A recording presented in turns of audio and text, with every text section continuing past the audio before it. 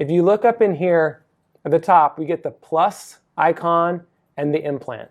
That's how we add an implant into our case. So let's all go ahead and hit add implant. And this is where we get the options to select the type of implant that we're placing. So it defaults to Blue Sky Bio. Let's just pretend we're placing a Blue Sky implant. They've got a bunch of different companies here. We use the Blue Sky Biomax. That's probably Blue Sky's most popular implant because it's got the Nobel active conical connection.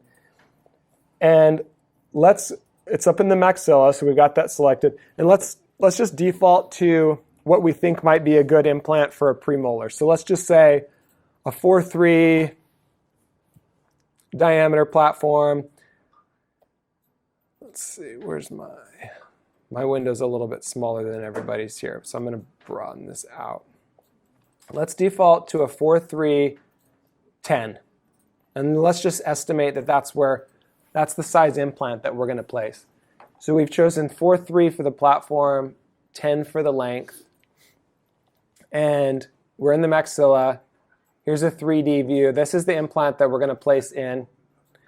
And we're ready to go. So we're going to hit OK. And now it's going to give us, my cursor turns into this little plus here. Now, we're going to start with clicking. I like to just drop it right into the pano view. And so I'm going to click right in this edentulous space, and I'm just going to left click right in that edentulous space. So now we've got an implant in the scene. And now we're going to start planning this implant and start moving it around, adjusting the various angles and rotations to try to get this thing looking like where it would be. So this is where people kind of get like, man, this thing is 3D. It's kind of awkward manipulating an object in 3 dimensions.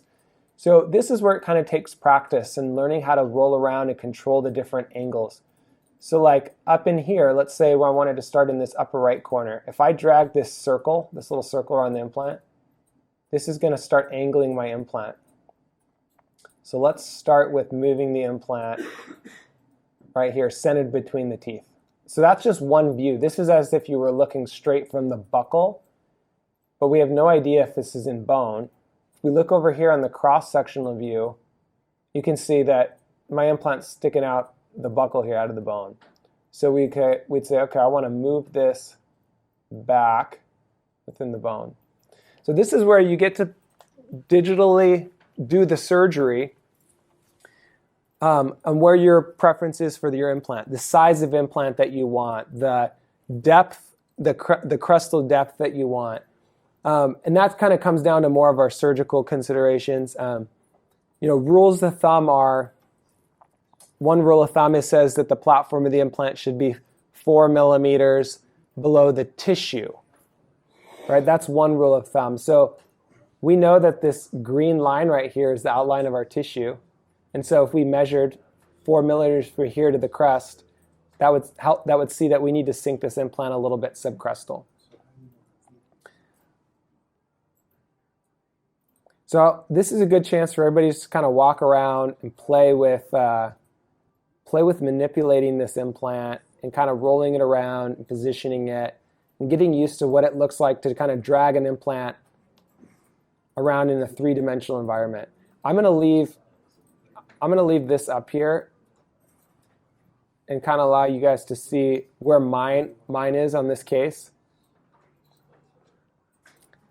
And then I'm going to walk around with Dr. B and help you guys orientate the implant. So this is where my initial positioning is.